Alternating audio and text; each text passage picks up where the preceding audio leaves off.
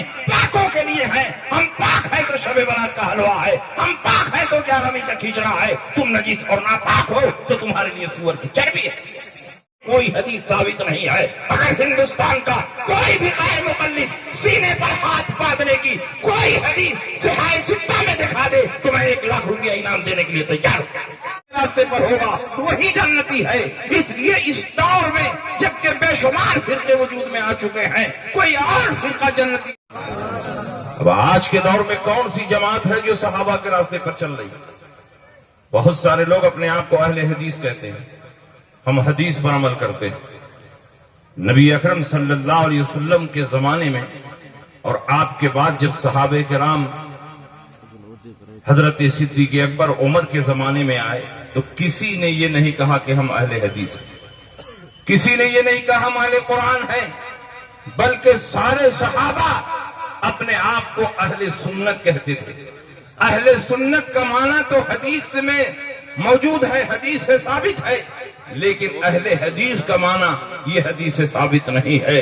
صحابہ کرام کے راستے پر چلنے والا ہی حقیقت میں اہل قرآن ہے, اہل حدیث ہے, اہل سنت ہے. اور جس نے صحابہ کو چھوڑ دیا نہ وہ قرآن کے راستے پر ہے, نہ حدیث کے راستے پر ہے, اور نہ ہی سنت کے راستے پر. اب بتاؤ آج کون صحابہ کے راستے پر چل رہا ہے؟ ہم چل رہے ہیں جن کی پہچان مسلک اعلی حضرت سے ہوتی ہے. اوریجنل سنی ہم ہیں, اوریجنل اہل سنت ہم ہیں, اس لیے کہ ہم صحابہ کے راستے پر ہیں, اور جو صحابہ کے راستے پر ہوگا وہی جنتی ہے, وہی حق پر ہے.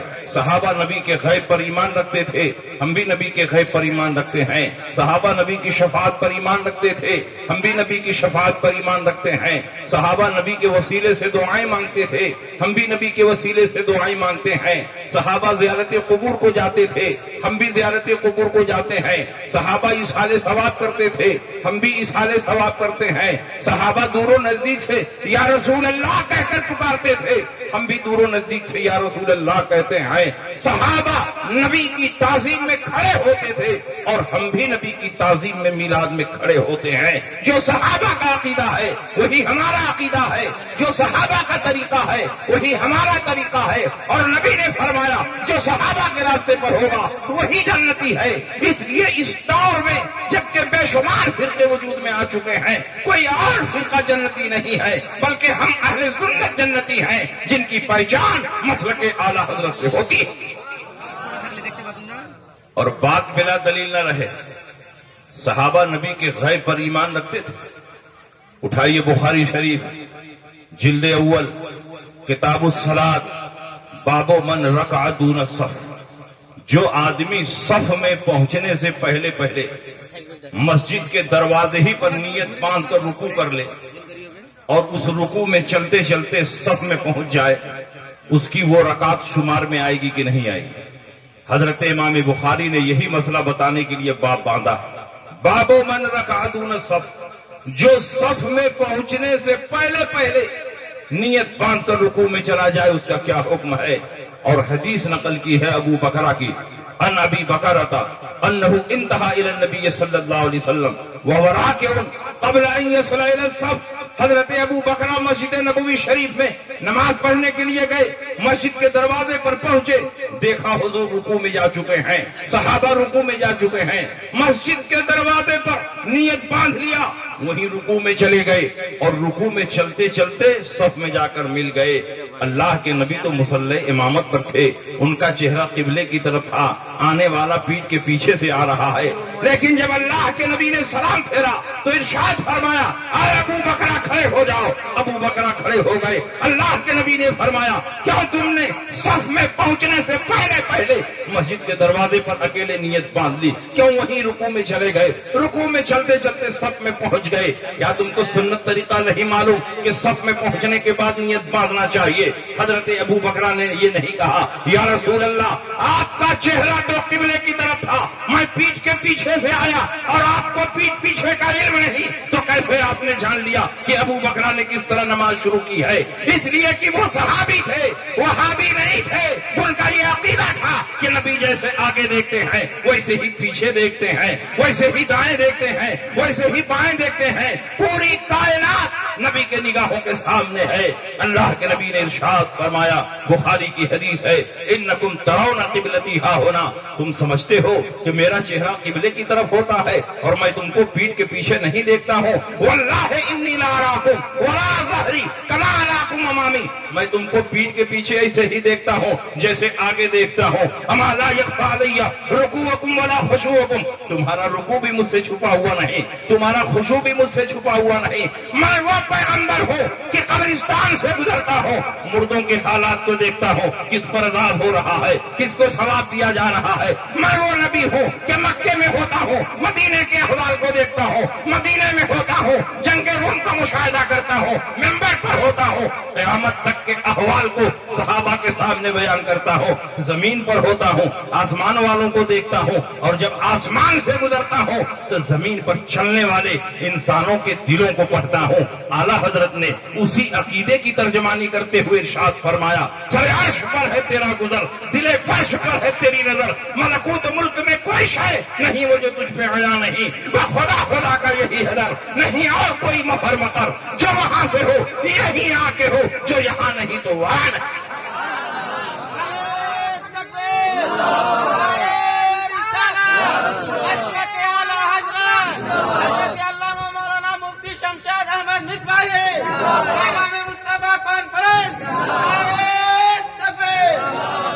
اب آپ بتائیے، صحابہ نبی کے غیب پر ایمان رکھتے تھے، ہم بھی نبی کے غیب پر ایمان رکھتے ہیں۔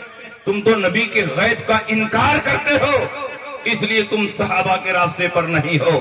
صحابہ نبی کی شفاعت پر بھی ایمان رکھتے تھے۔ صحابہ کا عقیدہ تھا کہ نبی دنیا میں بھی شفاعت فرمائیں گے تو جنت واجب ہو جائے گی، نبی آخرت میں بھی شفاعت فرمائیں گے تو جنت واجب ہو جائے گی۔ اللہ کے نبی کو شفاعت کبریٰ کا منصب دیا گیا ہے، دنیا میں بھی شفاعت فرمائیں گے اور آخرت میں بھی شفاعت فرمائیں گے۔ یہ شفاعت کے بھی منکر ہیں۔ نبی اکرم معراج پر تشریف لے گئے، اللہ نے بے شمار نعمتیں آپ کو عطا فرمائی، بے شمار اختیارات و تصرفات عطا کیے۔ اللہ کے نبی جب واپس ہوئے، اللہ کے نبی نے ارشاد فرمایا کہ اللہ نے مجھے شفاعت کبریٰ کا منصب عطا کیا ہے، میری امت کے 70,000 افراد بغیر حساب و کتاب کے جنت میں جائیں گے۔ وجوہہم کالقمر لیلۃ البدر، ان کا چہرہ 14ویں رات کے چاند کی طرح چمک رہا ہوگا، ان میں کوئی پہلے اور کوئی بعد میں نہیں داخل ہوگا۔ لا يدخل اولہم حتی يدخل آخرہم، کوئی پہلے اور کوئی بعد میں نہیں، 100 قدم اٹھائیں گے اور جنت میں داخل ہو جائیں گے۔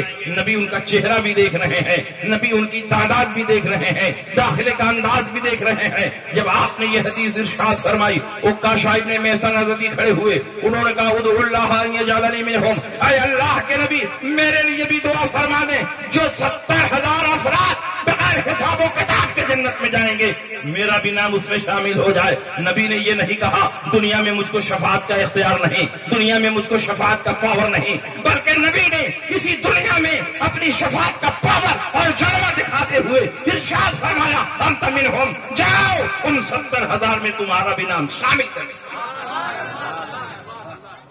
آپ اندازہ لگاؤ، اعلیٰ حضرت فرماتے ہیں آج لے ان کی پناہ، آج مدد مانگ ان سے، پھر نہ مانیں گے قیامت میں اگر مان گئے۔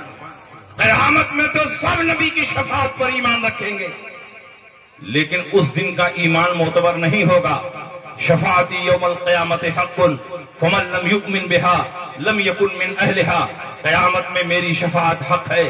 آج دنیا میں جو میری شفاعت پر ایمان نہیں رکھے گا، کل قیامت میں میری شفاعت کا مستحق نہیں ہوگا۔ اب آپ بتائیے، نبی کی شفاعت پر صحابہ بھی ایمان رکھتے تھے، نبی کی شفاعت پر ہم بھی ایمان رکھتے ہیں، تو ہمارا عقیدہ صحابہ کے عقیدے کے مطابق ہوا کہ نہیں ہوا؟ صحابہ نبی کے وسیلے سے دعائیں مانتے تھے، ہم بھی نبی کے وسیلے سے دعائیں مانتے ہیں۔ تم علم غیب کے منکر ہو، تم شفاعت کے منکر ہو، تم عقیدہ توسل کے منکر ہو، تمہارا یہ عقیدہ ہے کہ نبی کے وسیلے سے دعا مانگنا شرک ہے۔ لیکن آؤ حدیث کی روشنی میں فیصلہ کرو کس کا عقیدہ صحیح ہے اور کس کا عقیدہ غلط ہے۔ نبی اکرم صلی اللہ علیہ وسلم صحابہ کے ساتھ بیٹھے ہوئے ہیں، ایک نابینا صحابی آئے اور انہوں نے عرض کی یا رسول اللہ میرے لیے دعا فرما دیں کہ میری آنکھ روشن ہو جائے۔ اللہ کے نبی نے فرمایا کہ صبر کرو ثواب ملے گا۔ صحابی رسول نے زبان حال سے کہا یا رسول اللہ جب آپ کا دامن پکڑ پڑھ لیا ہے تو ثواب کی کیا کمی ہے؟ میں تو چاہتا ہوں کہ میری آنکھ روشن ہو جائے تاکہ آپ کے جمال جہاں آرا کا دیدار کر سکوں، آپ کے رخ انور کو دیکھ سکوں۔ اللہ کے نبی نے فرمایا جاؤ ٹھیک ہے، تازہ وضو کرو، مسجد کے کونے میں کھڑے ہو جاؤ، 2 رکعت نماز پڑھو اور میرے وسیلے سے اس طرح دعا مانگنا، اللہم انی اسألک واتوجہ الیک بنبیک محمد نبی الرحمہ انی توجہت بک الی ربی فی حاجتی ہذہ لتقضی لی اللہم فشفعہ کیا۔ اے اللہ میں تجھ سے مانتا ہوں، تیری طرف متوجہ ہوں، اس نبی کے وسیلے سے جن کو نبی رحمت بنا کر تو نے دنیا میں مبعوث فرمایا ہے۔ اے میرے پروردگار، نبی کی سفارش کو میرے حق میں قبول فرما دے، میری آنکھیں روشن فرما دے، میری ضرورت پوری فرما دے۔ جیسے ہی نبی کے وسیلے سے دعا مانگتے ہیں دونوں آنکھیں روشن ہو جاتی ہیں، دونوں آنکھیں چمکنے لگتی ہیں۔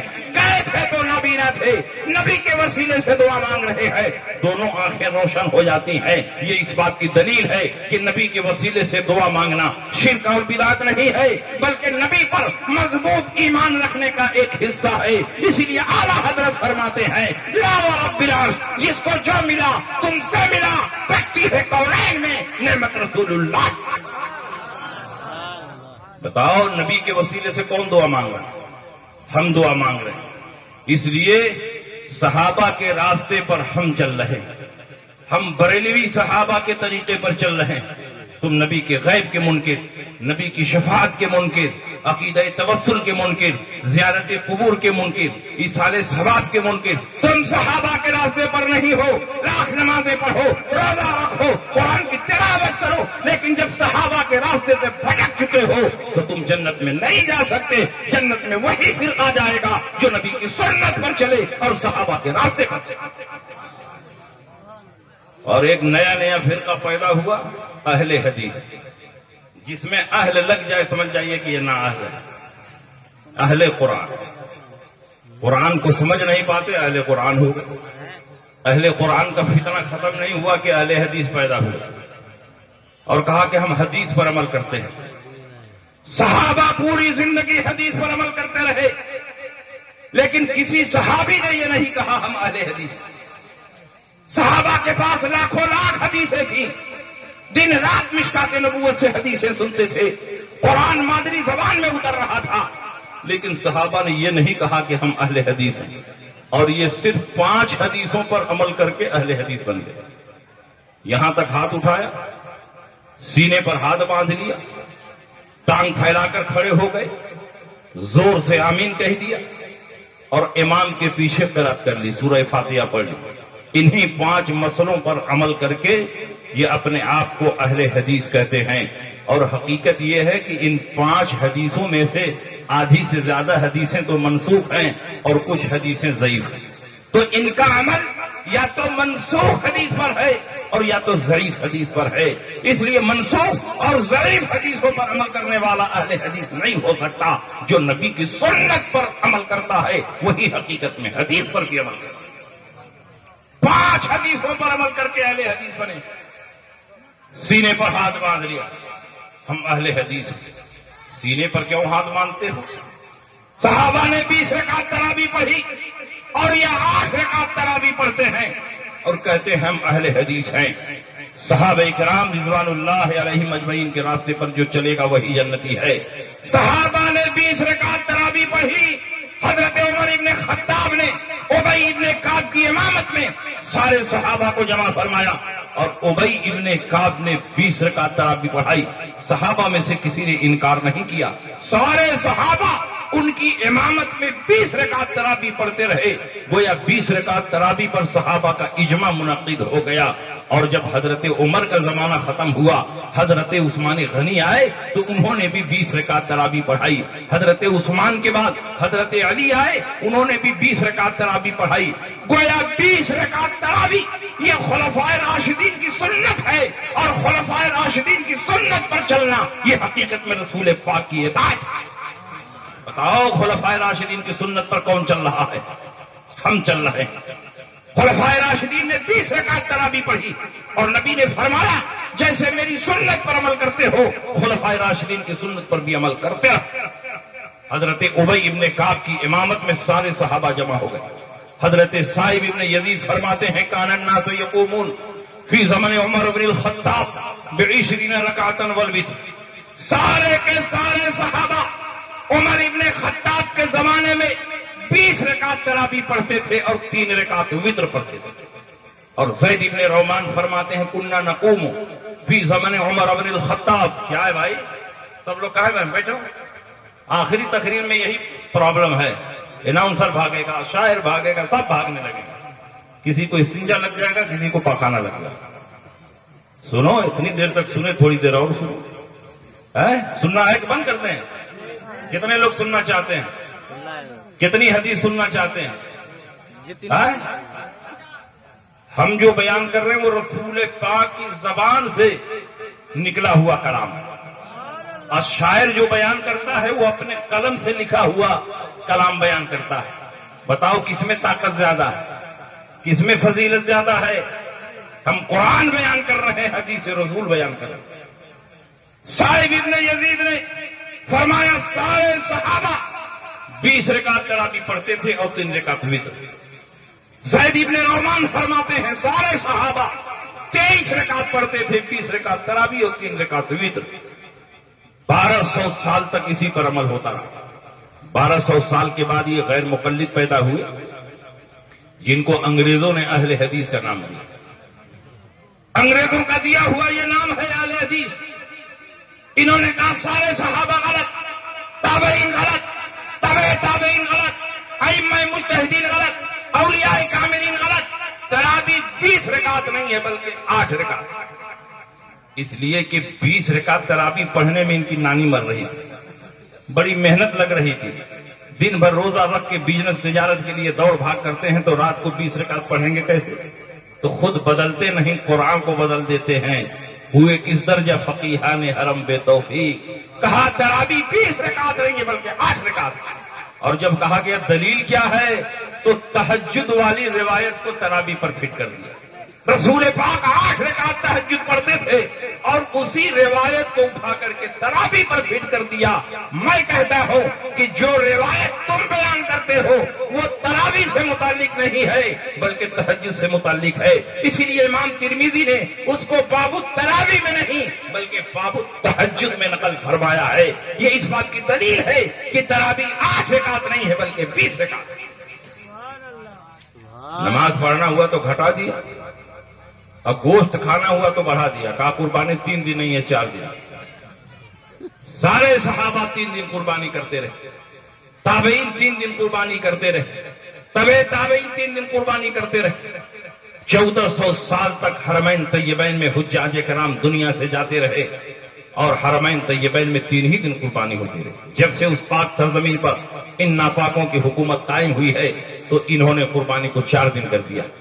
حضرت ابو بکر کی روایت، حضرت عمر کی روایت، عبداللہ ابن عمر کی روایت، حضرت علی کی روایت، براء ابن عازب کی روایت، یہ سارے صحابہ فرماتے ہیں ایام النحر ثلاثۃ افضلها اولها، قربانی 3 دن ہے اور پہلے دن قربانی کرنا افضل۔ بتاؤ صحابہ کی مانو گے کہ غیر مقلدین کی مانو گے؟ قربانی 3 دن اور پہلے دن قربانی کرنا افضل۔ تو نماز پڑھنا ہوا تو گھٹا دیا اور گوشت کھانا ہوا تو بڑھا دیا۔ اور عوام میں یہ پرچار کرتے ہیں کہ حنفی بنو گے تو بہت مشکل ہو جائے گی 20 رکعت تراویح پڑھنے کی، شافعی بنو گے تو 20 پڑھنی پڑے گی، مالکی بنو گے تو 20 پڑھنی پڑے گی، حنبلی بنو گے تو 20 پڑھنی پڑے گی۔ غیر مقلد اہل حدیث بن جاؤ، 8 ہی رکعت میں کام چلا۔ اور جب بقرعید کا زمانہ آئے گا تو سب کی قربانی 3 دن میں ختم ہو جائے گی، تمہاری قربانی 4 دن چلتی رہے گی۔ 4 دن تازہ تازہ نو بناؤ گوشت کھانے کو ملتا رہے گا۔ اور ان کے ایک مجتہد ہیں صدیق حسن بھوپالی، سرما بھوپالی نے اپنی کتاب بدور الاحلہ میں لکھا کہ ایک بکرے میں 100 آدمیوں کی قربانی جائے گی۔ ایک بکرے میں کتنے لوگوں کی قربانی؟ مہنگائی کے اعتبار سے ان کا فتویٰ بھی بدل رہا ہے۔ بکرا سستا تھا تو ایک بکرے میں 1 کی قربانی ہوتی تھی، جب دیکھا بکرا مہنگا ہو گیا تو کہا ایک بکرے میں 100 آدمیوں کی قربانی جائز ہے، اور سب کی قربانی ہو گئی، سب کے ذمے سے وجوب ثابت ہو گیا۔ اب کسی کو قربانی کرنے کی ضرورت نہیں ہے کیونکہ ایک ہی بکرے میں 100 آدمیوں کی قربانی ہو جائے۔ بتائیے یہ صحابہ کے راستے پر ہیں، یہ قرآن کے راستے پر ہیں، یہ حدیث کے راستے پر ہیں؟ کلکتہ کے شمع نیازیوں نے میٹنگ کی، ان کے نیتاؤں نے اپنے مولویوں پر دباؤ بنایا کہ غیر مقلدین آئے دن نئی نئی باتیں پیدا کرتے رہتے ہیں، سہولتیں نکالتے رہتے ہیں، بڑی فیسلٹی دیتے ہیں، اس لیے کالج یونیورسٹی کے لوگ ان سے جڑ رہے ہیں۔ تم لوگ بھی کچھ آسانیاں پیدا کرو، جب تک تم آسانی نہیں دو گے کوئی تمہاری جماعت میں داخل نہیں ہوگا، شمع نیازیت ختم ہو جائے گی۔ اگر شمع نیازیت کو آگے بڑھانا ہے تو جیسے اہل حدیث دن رات نئی نئی چیزیں پیدا کرتے ہیں، تم لوگ بھی کچھ نئی چیزیں پیدا کرو، آسانیاں دو۔ 3 دن کا سیمینار ہوا کلکتہ کی سرزمین پر، اور شمع نیازی مولویوں نے سر جوڑ کر کے میٹنگ کی، اور 3 دن کے بعد فیصلہ جاری کیا کہ اگر ایک بکرے میں 100 آدمیوں کی قربانی جائز ہے تو ایک مرغے میں 7 آدمیوں کی قربانی جائز ہے۔ اب آپ بتائیے یہ دونوں جماعتیں جنتی ہو سکتی ہیں؟ ہرگز نہیں۔ یہ دونوں جماعتیں صحابہ کے راستے پر ہیں؟ ہرگز نہیں۔ یہ دونوں جہنمی جماعتیں ہیں۔ ان کا فتویٰ بتا رہا ہے کہ یہ جنتی نہیں ہے، جہنمی۔ نبی اکرم صلی اللہ علیہ وسلم نے فرمایا موٹے اور فربا جانوروں کی قربانی کرو، کیونکہ اسی قربانی کے جانور پر بیٹھ کر پل صراط پار کرنا۔ سمنوا ضحاياكم فإنها على الصراط مطاياكم، موٹے اور فربا جانوروں کی قربانی کرو، کیونکہ اسی قربانی کے جانور پر بیٹھ کر پل صراط پار کرنا ہے۔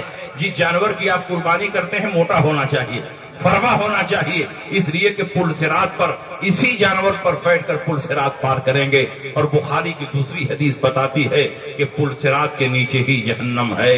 اب دونوں حدیثوں کو جوڑ دو، جس جانور کی قربانی کرتے ہو اسی پر بیٹھ کر پل صراط پار کرو گے، اور پل صراط کے نیچے ہی جہنم ہے۔ تو جب ایک بکرے پر 100 غیر مقلد سوار ہوں گے اور ایک مرغے پر 7 شمع نیازی سوار ہوں گے تو بکرا بھی وہیں الٹ جائے گا، مرغا بھی وہیں۔ اب بتائیے جب وہاں الٹ جائے گا تو کہاں جائے گا؟ پل صراط کے نیچے کیا ہے؟ جہنم ہے۔ تو یہ جہنم میں جانے والی جماعت ہے۔ ہم لوگ جہنمیوں کے ساتھ نہیں رہیں گے، ہم لوگ جنتیوں کے ساتھ رہیں گے۔ جنتی غوث پاک ہیں، جنتی خواجہ اجمیری ہیں، جنتی محبوب الہی ہیں، جنتی قطب الدین بختیار کاکی ہیں، جنتی فرید الدین عطار ہیں، جنتی زکریا ملتانی ہیں، جنتی سری سختی ہیں، جنید بغدادی ہیں، بایزید بستامی ہیں، ذوالنون مصری ہیں، مخدوم ماہمی ہے، مخدوم کشوچوی ہے، اور دور اخیر کے سب سے بڑے مجدد، سب سے بڑے محقق، سب سے بڑے محدث اعلیٰ حضرت امام احمد رضا ہیں۔ ہم ان کے راستے پر چلیں گے۔ انہوں نے 20 رکعت تراویح پڑھی، ہم بھی 20 رکعت تراویح پڑھیں گے۔ انہوں نے 3 دن قربانی کی، ہم بھی 3 دن قربانی کریں گے۔ جو ان کا عقیدہ ہے وہی اللہ والوں کا عقیدہ ہے، وہی صراط مستقیم ہے، اور جو صراط مستقیم پر چلے گا وہی جنت میں پہنچے گا۔ آپ بتائیے آپ کس کے راستے پر ہیں؟ اولیاء کرام کے راستے پر، بزرگان دین کے راستے پر ہیں۔ اس لیے یہ غیر مقلدین نئی نئی جماعت 1200 سال کے بعد یہ پیدا ہوا، یہ صحابہ کے راستے پر نہیں ہے۔ ایک غیر مقلد سے میں نے پوچھا کہ تم لوگ 20 رکعت تراویح کیوں پڑھتے ہو؟ 20 رکعت تراویح کی تو کوئی حدیث موجود نہیں، 8 رکعت تراویح کیوں پڑھتے ہو؟ 8 رکعت تراویح کی کوئی حدیث موجود نہیں ہے، اور 20 رکعت تراویح کی کئی حدیثیں موجود ہیں۔ تو اس نے کہا کہ 20 رکعت کو عمر نے جاری کی، ہم عمر کے راستے پر نہیں چلیں گے۔ 20 رکعت کو عمر نے جاری کیا، ہم عمر کے راستے پر نہیں چلیں گے۔ ہم نے کہا تم عمر کے راستے پر چل ہی نہیں سکتے، اس لیے کہ رسول پاک نے فرمایا یا ابن الخطاب والذی نفسی بیدی ما لقیک الشیطان سالکا فجا قط الا سلک فجا غیر فجک۔ اے عمر ابن الخطاب قسم ہے اس ذات کی جس کے قبضہ قدرت میں میری جان ہے، تو جس راستے پر چلے گا شیطان کبھی نہیں اس راستے پر چل سکتا ہے۔ 20 رکعت تراویح یہ عمر کا راستہ ہے، شیطان کا تم اس راستے پر نہیں چلیں گے۔ ایک نشست میں 3 طلاق دی جائے تینوں پڑ جاتی ہے، یہ عمر کا راستہ ہے، شیطان کا تم اس راستے پر نہیں چلیں گے۔ قربانی 4 دن نہیں 3 دن ہے، یہی عمر کا راستہ ہے، اور شیطان کا تم اس راستے پر نہیں چلیں گے۔ تم عمر کے راستے پر چل ہی نہیں سکتے، کیونکہ عمر کا راستہ رحمانی ہے، اور جو شیطان کا ماننے والا ہوگا وہ رحمانی راستے پر نہیں چل سکتا۔ بات سمجھ میں آ رہی ہے کہ نہیں؟ تو یہ غیر مقلدین صرف دھوکہ دینے کے لیے اپنے آپ کو اہل حدیث کہتے ہیں کہ ہم حدیث پر عمل کرتے ہیں. حقیقت میں ان کا عمل حدیث پر نہیں. میرا چیلنج ہے پورے ہندوستان کے غیر مقلدین کو کہ جتنے مسائل پر عمل کرتے ہیں آ کر کے ہم سے بحث کر لیں. کسی بھی مسئلے پر صحیح حدیث پر ان کا عمل نہیں. یہ غیر مقلدین سینے پر ہاتھ باندھتے ہیں کہ نہیں باندھتے ہیں؟ سینے پر ہاتھ باندھنے والی کون سی حدیث ثابت ہے؟ تم ہم سے بات بات پر بخاری کی حدیث کا مطالبہ کرتے ہو. میلاد جائز ہے تو بخاری میں دکھاؤ، سلام جائز ہے تو بخاری میں دکھاؤ، قیام جائز ہے تو بخاری میں دکھاؤ، عرس کرنا جائز ہے تو بخاری میں دکھاؤ، چادر ڈالنا جائز ہے تو بخاری میں دکھاؤ. میں کہتا ہوں سینے پر تم ہاتھ باندھتے ہو، تم بھی تو بخاری میں دکھاؤ. پوری بخاری شریف میں سینے پر ہاتھ باندھنے کی ایک بھی حدیث موجود نہیں ہے. اور بخاری تو چھوڑ دو، مسلم میں بھی نہیں ہے، ترمذی میں بھی نہیں ہے، ابو داؤد میں بھی نہیں ہے، ابن ماجہ میں بھی نہیں ہے، نسائی میں بھی نہیں ہے. پوری صحاح ستہ میں سینے پر ہاتھ باندھنے کی کوئی حدیث ثابت نہیں ہے. اگر ہندوستان کا کوئی بھی غیر مقلد سینے پر ہاتھ باندھنے کی کوئی حدیث صحاح ستہ میں دکھا دے تو میں 1 لاکھ روپیہ انعام دینے کے لیے تیار ہوں.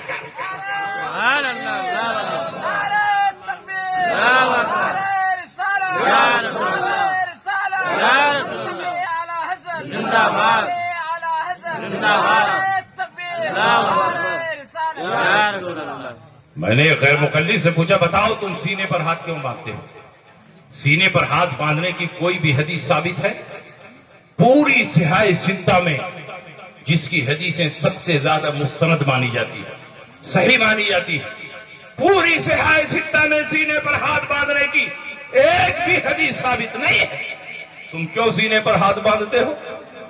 تو کہا صحیح ابن خزیمہ میں ہے. میں نے کہا صحیح ابن خزیمہ میں کیا؟ کہا صحیح ابن خزیمہ میں یہ ہے کہ رسول پاک نے فرمایا تمہارے لیے سنت یہ ہے کہ تم سینے پر ہاتھ باندھو. میں نے کہا رسول پاک نے کس سے فرمایا تمہارے لیے سنت ہے کہ تم سینے پر ہاتھ باندھو؟ عورتوں سے فرمایا تمہارے لیے سنت یہ ہے کہ تم سینے پر ہاتھ باندھو. فَإِنَّهُ أَسْتَرُ لَهُنَّ، کیونکہ اس میں عورت کی پردہ پوشی زیادہ ہے. اسلام ایک پاکیزہ مذہب ہے. جب عورتیں نماز کے لیے کھڑی ہوتی ہیں تو اسلام یہ چاہتا ہے کہ اگر ایک طرف اللہ کی عبادت ہو رہی ہے تو دوسری طرف عورت کی پردہ پوشی بھی ہوتی رہے. اس لیے رسول پاک نے فرمایا تمہارے لیے سنت یہ ہے کہ تم سینے پر ہاتھ باندھو کیونکہ اس میں پردہ پوشی زیادہ ہے. میں نے غیر مقلد سے کہا بتاؤ تمہارے سینے پر کیا ہے جس کو چھپانے کے لیے تم یہاں ہاتھ رکھے ہوئے ہو؟ اگر مرد ہو تو مردوں والی حدیث پر عمل کرو، اور اگر عورت ہو تو عورتوں والی حدیث پر عمل کرو، اور دونوں کے بیچ میں ہو تو جس پر چاہو عمل کرو. ہماری طرف سے کوئی اعتراض نہیں. سینے پر ہاتھ باندھنے کی کوئی حدیث ثابت نہیں. اور جس حدیث کو یہ پیش کرتے ہیں وہ عورتوں سے متعلق حدیث ہے. حضرت علی کرم اللہ تعالی وجہ الکریم فرماتے ہیں فَإِنَّ مِنَ السُّنَّةِ وَضْعَ الْيَمِينَ عَلَى الْيَسَارِ تَحْتَ السُّرَّةِ. یہ بات سنت سے ہے کہ داہنے ہاتھ کو بائیں ہاتھ پر رکھ کر ناف کے نیچے باندھا جائے. یہ کون کہہ رہا ہے؟ حضرت علی کہہ رہے ہیں. اور نخبہ اصول حدیث کی مشہور کتاب ہے، اس میں لکھا ہوا ہے جب صحابی رسول یہ کہے کہ یہ بات سنت سے ہے تو اس سے کسی اور کی سنت مراد نہیں ہوگی، رسول اللہ کی سنت مراد ہوگی. اس کا مطلب یہ ہوا کہ رسول پاک کی سنت یہ ہے کہ داہنے ہاتھ کو بائیں ہاتھ پر رکھ کر ناف کے نیچے باندھا جائے. اگر کسی اور کی سنت مراد لیتا تو ان کا نام ذکر کرتا. ابو بکر کی سنت یہ ہے، عمر کی سنت یہ ہے، خلفائے راشدین کی سنت یہ ہے. لیکن جب صحابی رسول مطلق فرمائے یہ بات سنت سے ہے تو اسے رسول اللہ کی سنت مراد ہوتی ہے. اس حدیث کا مطلب یہ ہوا رسول پاک کی سنت یہ ہے کہ داہنے ہاتھ کو بائیں ہاتھ پر رکھ کر ناف کے نیچے باندھنا. تو ناف کے نیچے ہاتھ باندھنا یہ رسول اللہ کی سنت ہے. اور ہم لوگ اہل سنت ہیں تو ہم لوگ کس پر عمل کرتے ہیں؟ ناف کے نیچے ہاتھ باندھنے والی حدیث پر عمل کرتے ہیں. اور یہ لوگ کس پر عمل کرتے ہیں؟ سینے پر ہاتھ باندھنے والی حدیث پر عمل کرتے ہیں جو حدیث پوری صحاح ستہ میں کہیں ثابت نہیں ہے. تو ایسی حدیث پر جو حدیث ثابت ہی نہ ہو، ایسی حدیث پر عمل کرنا جو حدیث منسوخ ہو یا ضعیف ہو یہ ان کا طریقہ ہے. اور ایسی حدیث پر عمل کرنا جو رسول پاک کی سنت ہو وہ ہم اہل اہل سنت کا طریقہ ہے. اس لیے صرف حدیث نہ دیکھو، رسول پاک کی سنت دیکھو. حدیث پر عمل کرو گے تو ضروری نہیں کہ رسول اللہ کی سنت پر عمل ہو جائے، لیکن رسول اللہ کی سنت پر عمل کرو گے تو خود بخود حدیث پر عمل ہو جائے گا. اس لیے کہ ہر حدیث سنت نہیں، لیکن ہر سنت رسول اللہ کی حدیث. بات سمجھ میں آ رہی ہے کہ نہیں سمجھ میں آ رہی؟ اس لیے یہ حدیثوں پر عمل نہیں کرتے، منسوخ یا ضعیف حدیثوں پر عمل کرتے ہیں. اور الحمدللہ ہمارا عمل حدیث کے مطابق. کوئی بھی غیر مقلد 2 رکعت ایسی نماز پڑھ کر دکھا دے کہ جس میں کسی حدیث کی خلاف ورزی نہ ہو تو میں خط غلامی لکھوانے کے لیے تیار ہوں. اہل حدیث کا مطلب کیا ہوا؟ ساری حدیثوں پر عمل کرنے والا. ساری حدیثوں پر عمل ہو ہی نہیں پائے گا. ایک حدیث پر عمل کرے گا اب کئی حدیثیں چھوٹ جائیں گی. ایک ایک مسئلے سے متعلق کئی حدیثیں ہیں. جیسے کوئی نماز پڑھنے کے لیے آگے بڑھے تو ہاتھ کان کی لو تک اٹھائے گا کہ موڈھے تک اٹھائے گا، یہیں جھگڑا شروع ہو جائے. حدیث دونوں ہے، کان کی لو تک ہاتھ اٹھاؤ یا موڈھے تک ہاتھ اٹھاؤ. تو اگر موڈھے تک ہاتھ اٹھایا تو کان کی لو والی حدیث چھوٹ گئی، کان کی لو تک ہاتھ اٹھایا تو موڈھے والی حدیث چھوٹ گئی. تو ایک ہی حدیث پر عمل ہوا اور ایک حدیث چھوٹ گئی. جب ایک حدیث پر عمل کر رہے ہو اور ایک حدیث چھوڑ رہے ہو تو تم اہل حدیث نہیں ہوئے، تم تاریک حدیث ہوئے. اور ہاتھ باندھو گے کہاں؟ ناف کے نیچے باندھو گے، ناف کے اوپر باندھو گے، یا ہاتھ چھوڑ کر نماز پڑھو گے. 3 طرح کی حدیثیں ہیں. حضرت امام ترمذی نے تینوں حدیثیں نقل کی ہیں، تینوں مذہب نقل کیا ہے. ناف کے نیچے ہاتھ باندھنا یہ امام اعظم ابو حنیفہ اور ان کے ماننے والوں کا طریقہ ہے. ناف کے اوپر ہاتھ باندھنا یہ امام شافعی اور ان کے ماننے والوں کا طریقہ ہے. اور ہاتھ چھوڑ کر نماز پڑھنا یہ امام مالک اور ان کے ماننے والوں کا طریقہ ہے. امام ترمذی کی نظر میں سینے پر ہاتھ باندھنے کی کوئی حدیث ثابت ہوتی تو اس کو بھی ذکر کرتے کہ سینے پر ہاتھ باندھنا یہ فلاں امام کا طریقہ ہے، ان کے ماننے والوں کا طریقہ ہے. لیکن سینے پر ہاتھ باندھنے کی کوئی حدیث، کوئی مسلک ذکر نہیں کیا. یہ اس بات کی دلیل ہے کہ سینے پر ہاتھ باندھنا حقیقت میں حدیث میں ثابت نہیں ہے. اس لیے یہ اہل حدیث ہو ہی نہیں سکتے. تو آپ ان سے دھوکہ نہ کھائے. آج کے دور میں انسانوں کے پاس اتنا علم نہیں ہے کہ ڈائریکٹ قرآن اور حدیث سے مسئلہ نکال سکے. لیکن یہ دھوکہ دینے کے لیے کہتے ہیں تقلید شرک ہے. کسی امام کی پیروی نہ کرو، کسی امام کی اتباع نہ کرو. تقلید شرک ہے. ائمہ کرام کی شان میں گستاخیاں کرتے ہیں، خاص طور پر امام اعظم کی شان میں گستاخی کرتے ہیں. کہتے ہیں کہ ہم کو اللہ نے دماغ دیا ہے، اللہ نے شعور دیا ہے، سمجھ دی ہے، ہم خود ہی قرآن اور حدیث سے مسئلہ نکال لیں گے. ہم کو کسی امام کی پیروی کی ضرورت نہیں، کسی امام کی تقلید کی ضرورت نہیں. میں کہتا ہوں 1,24,000 کم و بیش صحابہ تھے اور ان کے سینے میں ہزاروں حدیثیں تھیں. قرآن پاک ان کی مادری زبان میں اتر رہا تھا، پھر بھی صحابہ کرام ڈائریکٹ قرآن اور حدیث سے مسئلہ نہیں نکال پاتے، بلکہ اپنے سے اونچے والے صحابہ سے پوچھ کر عمل کرتے تھے. صرف 21 صحابہ ایسے تھے جو قرآن اور حدیث سے مسئلہ نکال پاتے، باقی سارے صحابہ انہی سے پوچھ کر عمل کرتے تھے. تو جب صحابہ نہیں ڈائریکٹ قرآن اور حدیث سے مسئلہ نکال پاتے ہیں تو آج کا غیر مقلد جو گمتی میں بیٹھ کر پان لگا رہا ہے، کھیت میں ہل جوت رہا ہے، جو مارکیٹ میں بیٹھ کر کپڑا بیچ رہا ہے، جو بزنس تجارت میں لگا ہوا ہے، جس کے پاس نہ قرآن کا علم ہے نہ حدیث کا علم ہے نہ ان کی باریکیوں کو سمجھنے کی صلاحیت ہے، یہ کیسے ڈائریکٹ قرآن اور حدیث سے مسئلہ نکال لیں گے؟ اس لیے اگر واقعی تم قرآن پر عمل کرنا چاہتے ہو، حدیث رسول پر عمل کرنا چاہتے ہو، نبی کی سنت پر عمل کرنا چاہتے ہو تو کسی نہ کسی امام کے دامن کو مضبوطی سے پکڑ لو.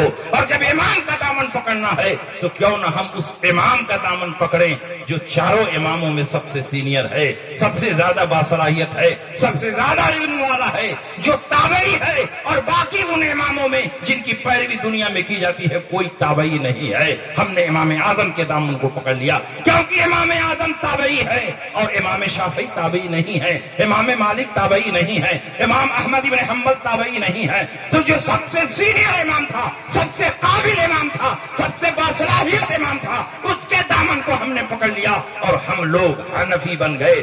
آج کا انسان اس بات کی صلاحیت نہیں رکھتا کہ ڈائریکٹ قرآن اور حدیث سے مسئلہ نکالے. یہ کہتے ہیں کہ ہم تو نکال لیتے ہیں، اور جب مسئلہ نکالنے لگے تو ایسا مسئلہ نکالا کہ مسئلے کو مسالہ ہی بنا دیا. ایک مسئلہ نکالا کہ سور کا گوشت حرام ہے مگر چربی حرام نہیں. پوچھا کہ کیوں چربی حرام نہیں ہے؟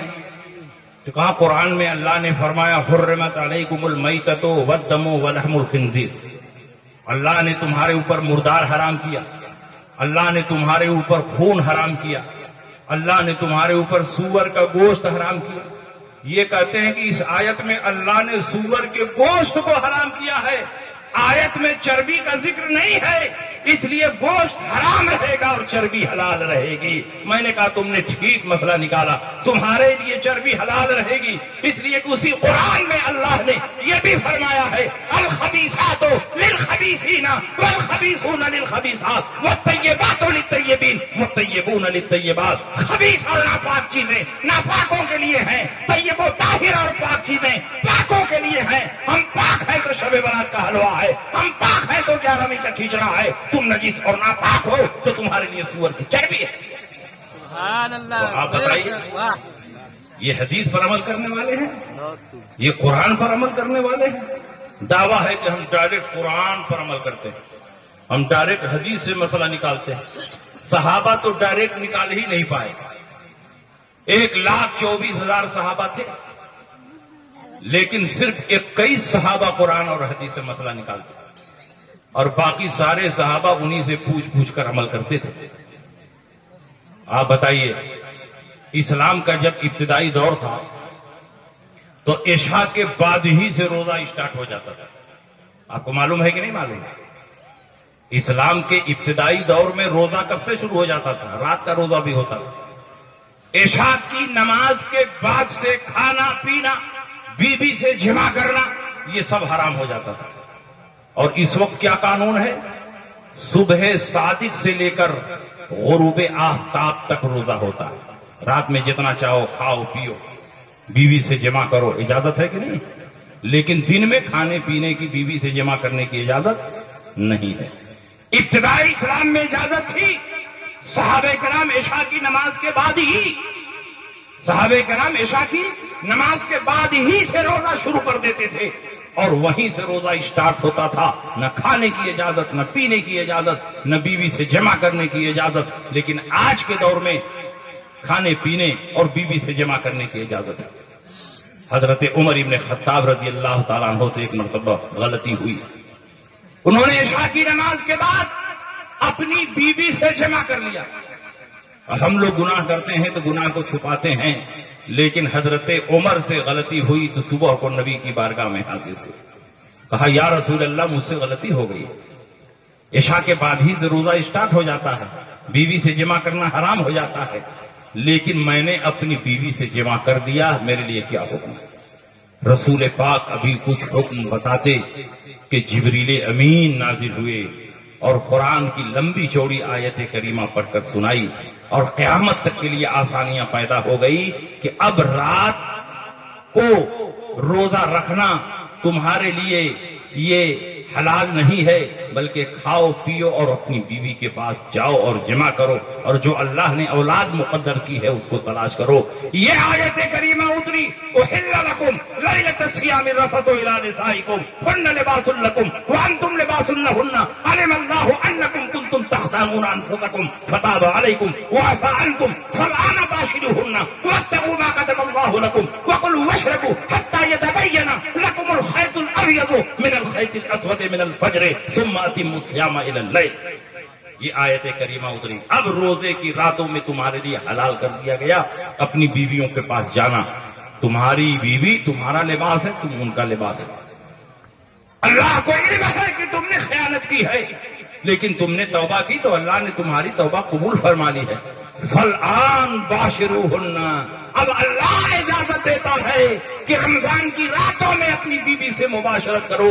واتقوا ما کتب اللہ لکم، اور جو اولاد اللہ نے مقدر کی ہے اس کو تلاش کرو. کلوا واشربوا حتی یتبین لکم الخیط الابیض من الخیط الاسود من الفجر ثم اتموا الصیام الی اللیل، اور کھاؤ اور پیو، اور اس وقت تک کھاؤ اور پیو جب تک سفید دھاگا کالے دھاگے سے ممتاز اور الگ نہ ہو جائے. جب یہ آیت کریمہ اتری کہ اس وقت تک کھاؤ اور پیو جب سفید دھاگا کالے دھاگے سے الگ ہو جائے صبح کے وقت جب سفید دھاگا کالے دھاگے سے الگ ہو جائے تو اب کھانے کی اجازت نہیں. یہ آیت کریمہ اتری تو ایک صحابی رسول بڑے بھولے بھالے تھے, تو سونے کے ٹائم تکیا کے نیچے ایک کالا دھاگا ایک سفید دھاگا رکھ کر سو گئے, اور سحری کے ٹائم اٹھے اور ہتھیلی پر رکھ کر کے دیکھتے ہیں کہ کالے دھاگے اور سفید دھاگے میں امتیاز نہیں ہو رہا ہے, تو کھانے لگے, پھر سو گئے. کچھ دیر کے بعد اٹھے, ہتھیلی پر دھاگا دیکھ کر دیکھتے ہیں کہ کالا دھاگا سفید دھاگے سے الگ نہیں ہو رہا ہے, تو پھر کھانے لگے اور کچھ دیر کے بعد پھر سو گئے. کھاتے رہے, اٹھتے رہے, سوتے رہے, یہاں تک کہ سورج نکل گیا اور سفید دھاگا کالے دھاگے سے الگ نہیں ہوا. رسول پاک کی بارگاہ میں حاضر ہوئے, کہا یا رسول اللہ, یہ آیت کریمہ آپ پر اتری ہے کہ اس وقت تک کھاؤ اور پیو جب تک سفید دھاگا کالے دھاگے سے الگ نہ ہو. میں تو رات کے آخری حصے میں بار بار اٹھتا رہا, کھاتا رہا, سوتا رہا, سفید اور کالے دھاگے میں امتیاز پیدا کرتا رہا, لیکن کوئی فرق نہیں ہوا, کوئی امتیاز نہیں ہوا. تو میں کھاتا رہا یہاں تک کہ دن نکل آیا. تو یا رسول اللہ, اس آیت کریمہ کا کیا مطلب؟ اب آپ بتاؤ. لڑکے خاموش بیٹھو. سرکار سے پوچھا اس آیت کا کیا مطلب ہے؟ سفید دھاگا کالے دھاگے سے جب تک ممتاز نہ ہو جائے کھاتے رہو. تو اللہ کے نبی مسکرانے لگے, فرمایا بہت بھولے ہو, یہاں سفید دھاگے سے مراد دھاگا نہیں ہے, کالے دھاگے سے مراد دھاگا نہیں ہے, بلکہ سفید دھاگے سے مراد دن ہے, کالے دھاگے سے مراد رات ہے. بتائیے, وہ صحابی رسول تھے, ان کی مادری زبان عربی تھی, ان کی مادری زبان میں قرآن اتر رہا تھا, لیکن قرآن کا مفہوم وہ سمجھ نہیں پا رہے ہیں. الخیط الابیض کا معنی لغت میں دیکھو گے تو سفید دھاگا ہے, الخیط الاسود کا معنی لغت میں دیکھو تو کالا دھاگا ہے, لیکن کبھی کبھی جو ظاہر ہوتا ہے وہ مراد نہیں ہوتا, اور جو مراد ہے وہاں سب کا دماغ نہیں پہنچتا, یا تو رسول اللہ کا دماغ پہنچتا ہے یا رسول کے صدقے میں ائمہ کرام کا دماغ ہے. اللہ کے نبی نے فرمایا کہ یہاں سفید دھاگے اور کالے دھاگے سے مراد رات اور دن ہے. اس وقت تک کھاؤ اور پیو جب تک رات دن سے الگ نہ ہو جائے, اور جب صبح صادق طلوع ہو جائے تو کھانے پینے کی اجازت نہیں ہے. ثم اتموا الصیام الی اللیل, اب روزے کو غروب آفتاب تک پورا کرو. میں بتانا یہ چاہتا ہوں کہ جب صحابہ کرام قرآن کا مفہوم نہ نکال سکے, صحابہ کرام الخیط الابیض اور الخیط الاسود کا معنی متعین نہ کر سکے, تو آج کا غیر مقلد جو اردو کی چند کتابیں پڑھ کے اپنے آپ کو مجتہد سمجھتا ہے, وہ کیسے قرآن سمجھ سکتا ہے, کیسے حدیث سمجھ سکتا ہے؟ جب قرآن اور حدیث نہیں سمجھ سکتا تو قرآن و حدیث سے کوئی مسئلہ نکال بھی نہیں سکتا. اس لیے ضرورت ہے کہ نہیں کہ امام کے دامن کو مضبوطی سے پکڑا جائے. اور کس امام کے دامن کو ہم نے پکڑا ہے؟ آپ کا امام کون ہے؟ امام اعظم ابو حنیفہ رضی اللہ تعالی جلیل القدر تابعی.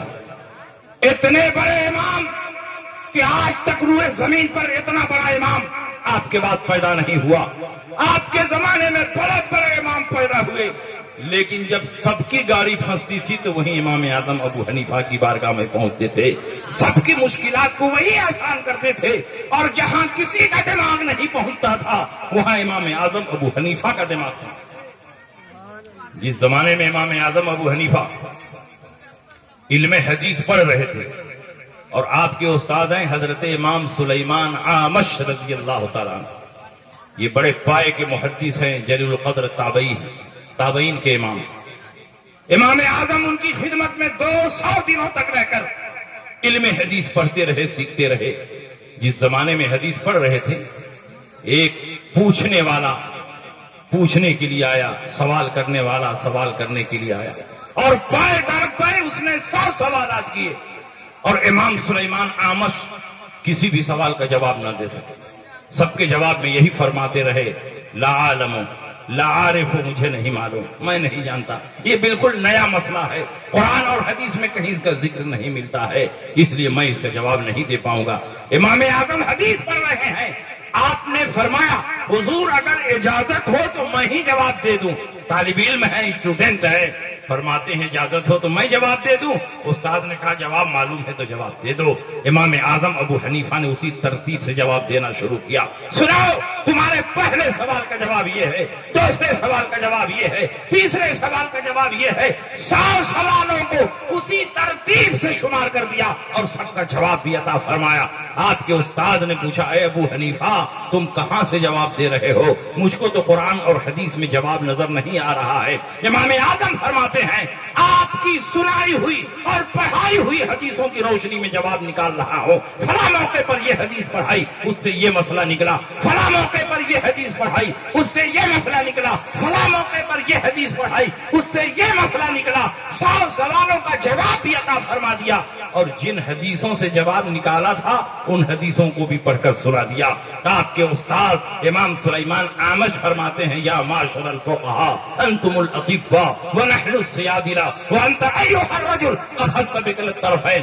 اے فقہاء کی جماعت، تم لوگ ڈاکٹر اور حکیم ہو اور ہم محدثین میڈیکل اسٹور والے ہیں۔ ہمارے پاس دوائیں ہیں لیکن یہ نہیں معلوم کون سی دوا کس مرض میں کام آئے گی، کس دوا کا کیا سائیڈ ایفیکٹ ہے، کس دوا کا کیا نقصان ہے۔ اور اے فقہاء کی جماعت، تم لوگ ڈاکٹر اور حکیم ہو، تمہارے پاس دوائیں بھی ہیں اور یہ بھی معلوم ہے کہ کون سی دوا کس مرض میں کام آئے گی۔ ہمارے پاس حدیثیں ہیں لیکن یہ نہیں معلوم کہ کس حدیث سے کون مسئلہ نکلے گا، اور تمہارے پاس حدیثیں بھی ہیں اور اس بات کی صلاحیت بھی ہے کہ کس حدیث سے کون سا مسئلہ نکلے گا۔ اور خاص امام اعظم کے بارے میں فرمایا، وانت ایھا الرجل اخذت بکل الطرفین، اور اے ابو حنیفہ تمہاری شان سب سے نرالی ہے، تم کو دونوں طرف سے حصہ ملا ہے، تم بے مثال محدث بھی ہو، بے مثال فقیہ بھی ہو۔ جن حدیثوں کو 100 دنوں میں نے سنایا تھا ان حدیثوں کو تم نے ایک ہی نشست میں سنا دیا، اور جن حدیثوں سے میں مسئلہ نہ نکال سکا ان حدیثوں سے سینکڑوں مسائل کا تم نے استنباط اور استخراج کر دیا۔ بتاؤ تو کوئی امام اعظم ابو حنیفہ کا مقابلہ کر سکتا ہے؟ امام اعظم کے بارے میں امام ابو سعید مروزی فرماتے ہیں، لو وزن عقل نصف اہل الارض بعقل ابی حنیفہ لرجح عقل ابی حنیفہ۔ اگر آدھی دنیا کے انسانوں کی عقل کو ترازو کے ایک پلے پر رکھا جائے اور امام اعظم ابو حنیفہ کی عقل کو ترازو کے دوسرے پلے پر رکھا جائے تو آپ کا پلہ بھاری پڑ جائے گا۔ اتنے ذہین، اتنے فقیہ کہ جس مسئلے کو کوئی نہیں حل کر پاتا اس کو امام اعظم ابو حنیفہ حل فرماتا۔ بتائیے تو آپ کس کے امام، کس کے مقلد ہیں؟ آپ کا امام کون ہے؟ امام اعظم ابو حنیفہ کے ہم مقلد ہیں، ہم حنفی ہیں، ہم سنی ہیں، امام اعظم ابو حنیفہ کی پیروی کرنے والے۔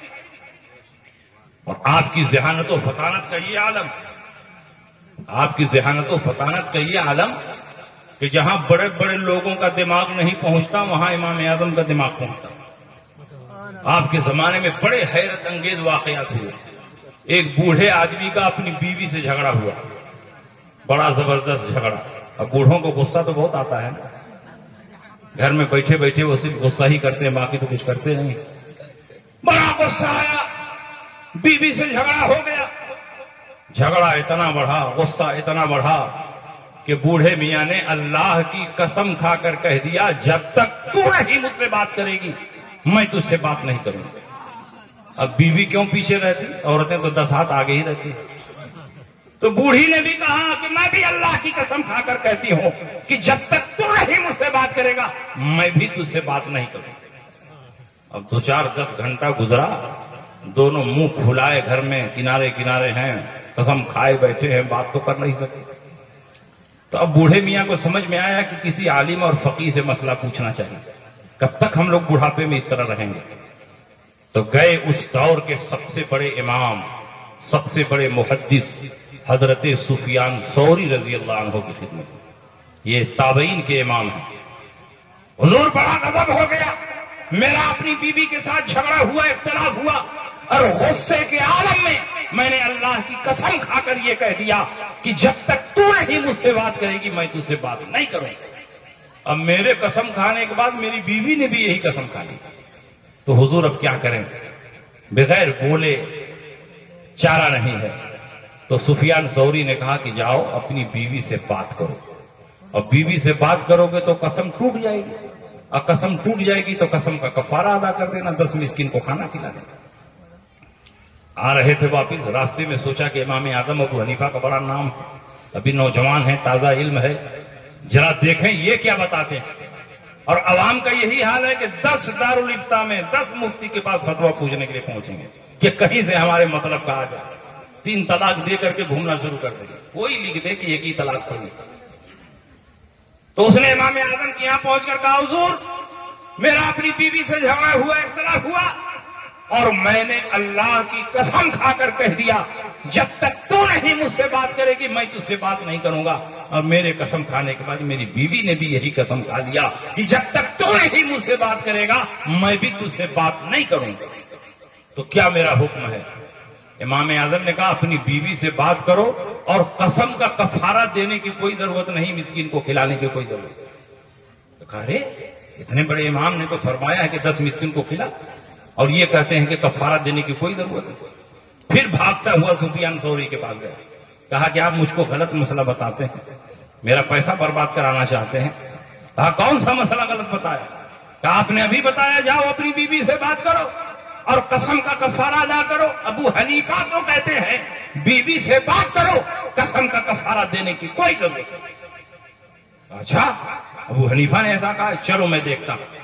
اس کے بعد سفیان ثوری بڑے جلال کے عالم میں امام اعظم ابو حنیفہ کے پاس آئے، کہا اے ابو حنیفہ تم لوگوں کو غلط غلط مسئلہ بتاتے ہو۔ کہا حضور کون سا مسئلہ میں نے غلط بتایا؟ کہا بڑے میاں کو ابھی تم نے بتایا کہ جاؤ اپنی بیوی سے بات کرو اور کفارہ دینے کی کوئی ضرورت نہیں، مسکین کو کھلانے کی کوئی ضرورت نہیں۔ کہا ہاں حضور یہ تو بتایا ہے، لیکن میں چاہتا ہوں کہ بڑے میاں پھر کھڑے ہو جائیں، اپنا میٹر اور قصہ پھر سے بیان کریں، آپ بھی غور سے سنیں میں بھی غور سے سنوں، دیکھا جائے کس کا جواب صحیح ہے، کیونکہ جب تک مفتی سوال کو صحیح طور پر سمجھ نہیں لے گا اس وقت تک اس کا جواب صحیح نہیں ہو سکتا۔ میں کہتا ہوں بڑے میاں کھڑے ہو جائیں۔ بڑے میاں کھڑے ہوئے، انہوں نے اپنا واقعہ اور قصہ بیان کیا کہ میرا اپنی بیوی سے جھگڑا ہوا، اختلاف ہوا، تو میں نے اللہ کی قسم کھا کر کہہ دیا جب تک تو نہیں مجھ سے بات کرے گی میں نہیں بات کروں گا، اور یہی قسم میرے بعد میری بیوی نے بھی کھا لیا کہ میں بھی اللہ کی قسم کھا کر کہتی ہوں جب تک تو نہیں بات کرے گا میں بھی تم سے بات نہیں کروں گی۔ امام اعظم نے کہا کچھ آپ نے نوٹ کیا کہ نہیں نوٹ کیا؟ شوہر کے قسم کھانے کے بعد بیوی قسم کھا رہی ہے، اور کس طرح قسم کھا رہی ہے؟ جب تک تو نہیں مجھ سے بات کرے گا میں تجھ سے بات نہیں کروں گی۔ تو بیوی نے تو بات کر لیا، جب بیوی نے بات کر لیا تو اب شوہر اپنی بیوی سے بات کرے گا تو قسم نہیں ٹوٹے گی، جب قسم نہیں ٹوٹے گی تو قسم کا کفارہ کیوں دینا پڑے گا؟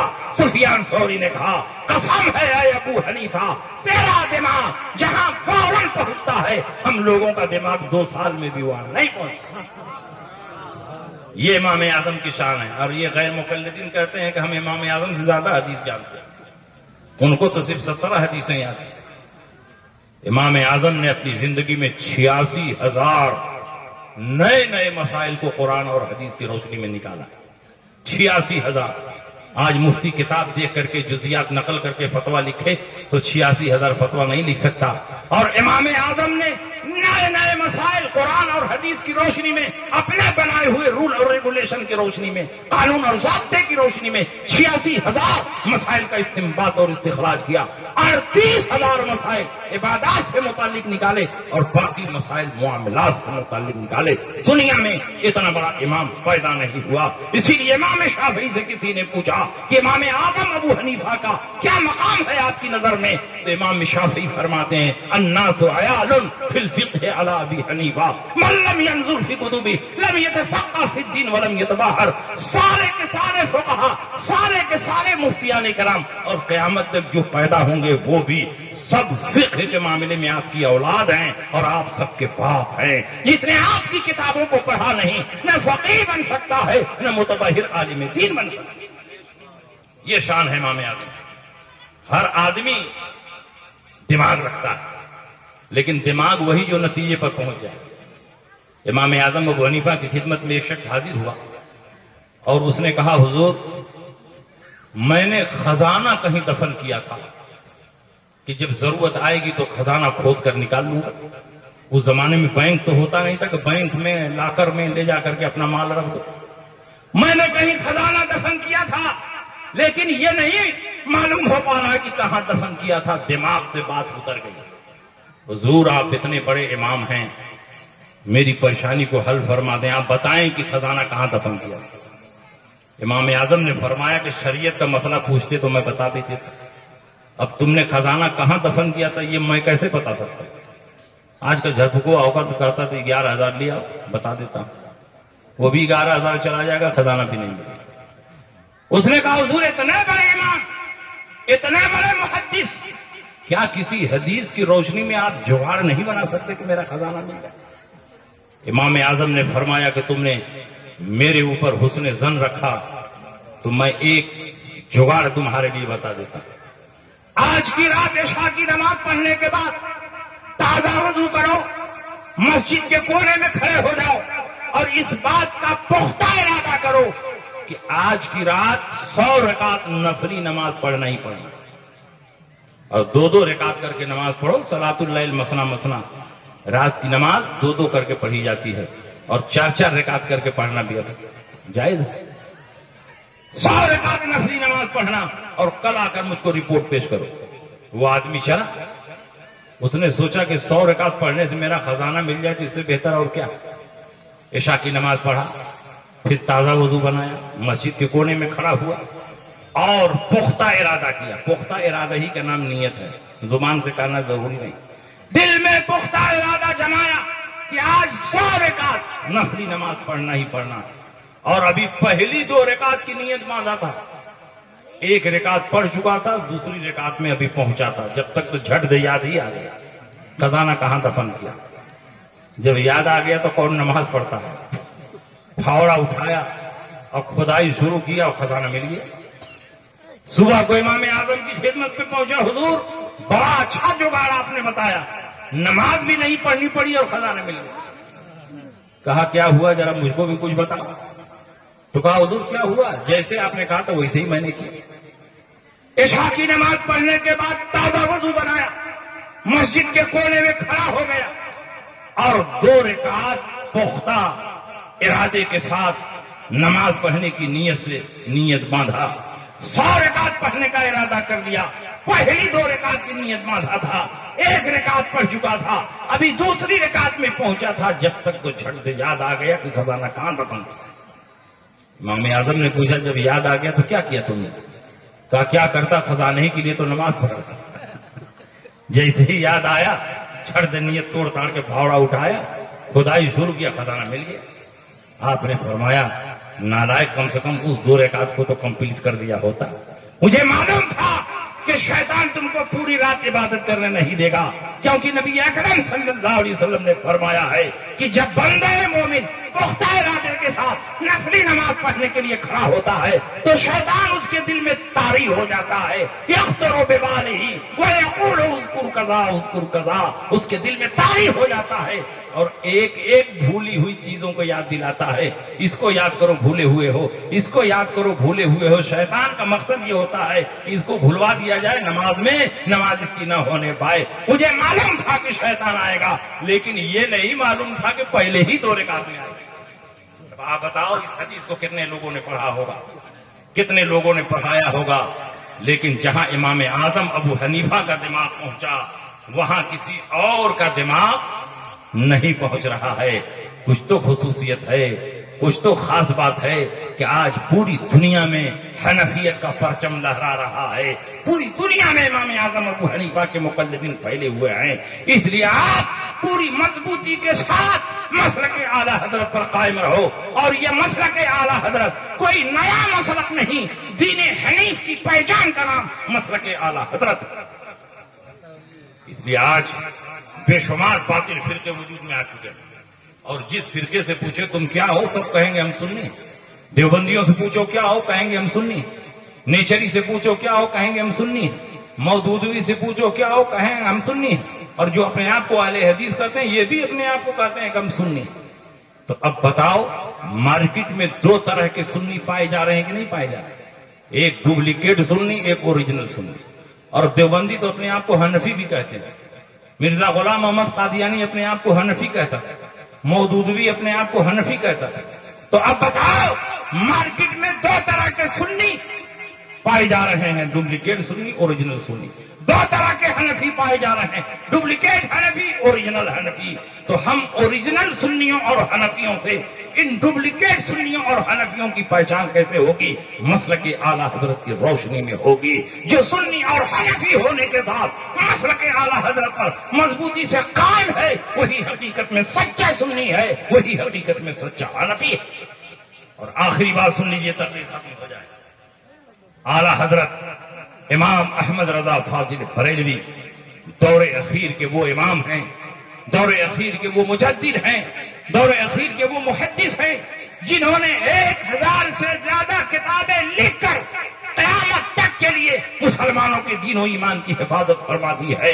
بے شمار باطل فرقے آپ کے دور میں پائے جا رہے تھے، تمام باطل فرقوں کے خلاف اعلیٰ حضرت امام احمد رضا نے کتابیں لکھی اور آپ کے دین و ایمان کی حفاظت کی. اس لیے آج مسلک اعلیٰ حضرت دین مصطفیٰ کی پہچان بن گیا.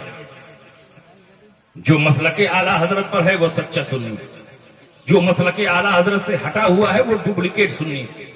اس لیے مسلک اعلیٰ حضرت پر رہو. اور یہ مسلک کوئی نیا نہیں، یہ مسلک کوئی پانچواں مسلک نہیں، بلکہ جنت میں لے جانے والے راستے کا نام مسلک اعلیٰ حضرت. کتاب کا نام سنیے، یہ بالکل آخری بات ہے. کتاب کا نام ہے اکرام امام احمد رضا. کتاب کا نام یاد رہے گا، اکرام امام احمد رضا. اور اس کتاب کے مصنف ہیں حضرت مفتی برہان الحق صاحب جبل پوری علیہ رحمۃ. یہ اعلیٰ حضرت کے مرید بھی ہیں، اعلیٰ حضرت کے خلیفہ بھی ہیں، اعلیٰ حضرت کے روحانی فرزند بھی. اعلیٰ حضرت نے بے شمار حدود میں ان کو اپنا روحانی بیٹا بنایا. جب اعلیٰ حضرت مکے کی سرزمین پر 8.5 گھنٹے میں اب دولت المکیہ بالمادت الغیبیہ تصنیف فرماتے ہیں، اور جب آپ حج سے واپس آئے تو مفتی برہان الحق صاحب جبل پوری اعلیٰ حضرت کا استقبال کرنے کے لیے بمبئی پہنچے. چند دن اعلیٰ حضرت کے ساتھ قیام رہا، اور ایک دن اعلیٰ حضرت امام احمد رضا باطنی کشید کی بنیاد پر فرماتے ہیں، برہان میاں تیار ہو جاؤ، باندرا چلنا ہے اور باندرا کے مجذوب صاحب سے ملاقات کرنی ہے. بمبئی میں ایک جگہ ہے باندرا، سمندر کے ساحل پر یہ شہر آباد ہے. وہاں ایک خانقاہ تھی، اس خانقاہ میں ایک مجذوب تھے جو اللہ کے مقدس ولی تھے. اور اعلیٰ حضرت امام احمد رضا بھی اپنے دور کے فقیہ بھی ہیں اور اپنے دور کے ولی بھی ہیں. صرف ولی نہیں ہیں، اپنے دور کے ولیوں کے امام ہیں. اعلیٰ حضرت کی خصوصیت یہ تھی کہ جس شہر میں جاتے تھے ولیوں کی خوشبو محسوس ہوتی تھی اور ان کی بارگاہ میں پہنچ کر اکتساب فیض کرتے تھے. اعلیٰ حضرت نے فرمایا برہان میاں تیار ہو جاؤ، باندرا چلنا ہے اور باندرا کے مجذوب صاحب سے ملاقات کرنی ہے. اعلیٰ حضرت مفتی برہان الحق کو لے کر کرلا کسائی واڑہ سے باندرا کے لیے نکلے.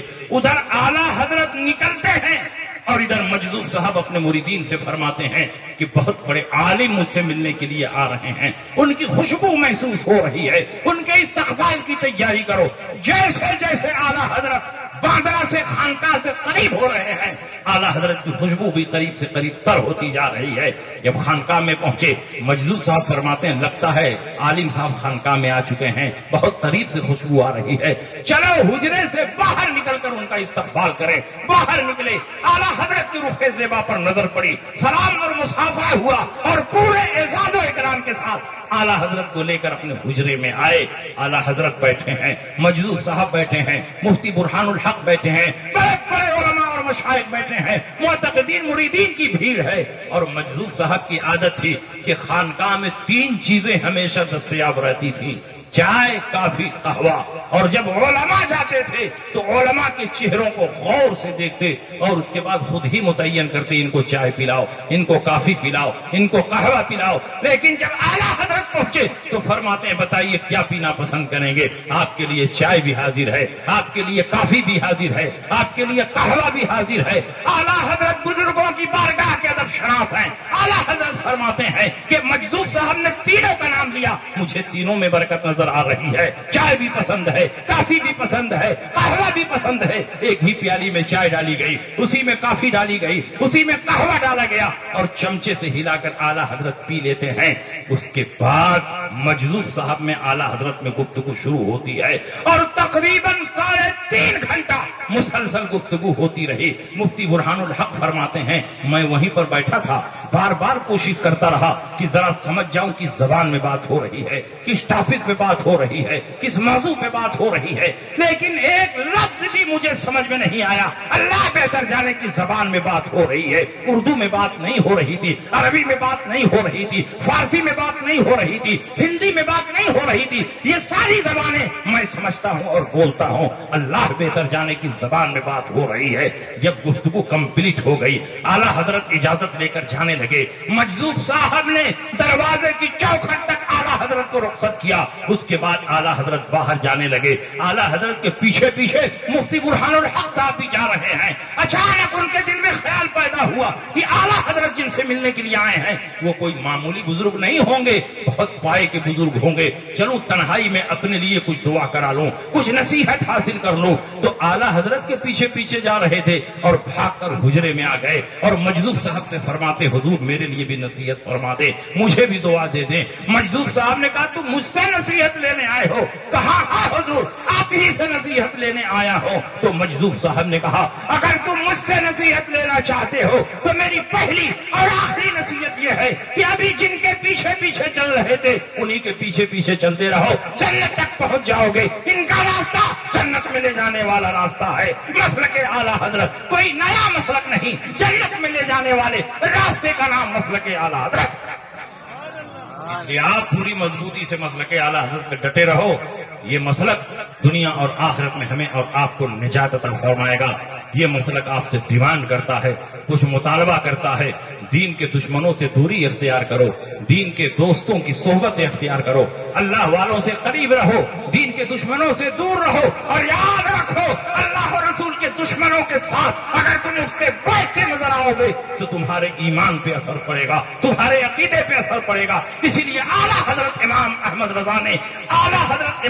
رضا نے رسول پاک کی حدیثوں کی ترجمانی کرتے ہوئے ارشاد فرمایا، رسول پاک نے بھی فرمایا کہ سیکون فی آخر زمان دجالون کذابون یاتونکم بما لم تسمعوا انتم ولا آباؤکم فایاکم وایاہم لا یضلونکم ولا یفتنونکم۔ آخر زمانے میں کچھ جھوٹے اور مکار پیدا ہوں گے جو ایسی باتیں کریں گے جن کو نہ تم نے سنا نہ تمہارے آباء و اجداد نے سنا، اس لیے تم ان سے دور رہنا، ان سے الگ رہنا، کہیں ایسا نہ ہو کہ یہ گمراہ کر دیں، تم کو فتنے میں مبتلا کر دیں۔ نبی نے ان کی پہچان بھی بتا دی، یہ نمازیں بہت پڑھیں گے، روزہ بہت رکھیں گے، قرآن کی تلاوت بہت کریں گے، اچھے کام بہت کریں گے، مسجد مدرسہ بہت بنائیں گے، یہ اتنی نمازیں پڑھیں گے کہ تم اپنی نمازوں کو ان کی نمازوں کے آگے حقیر سمجھو گے، اپنے روزوں کو ان کے روزوں کے آگے حقیر سمجھو گے، اپنے اعمال صالحہ کو ان کے اعمال کے سامنے حقیر سمجھو گے۔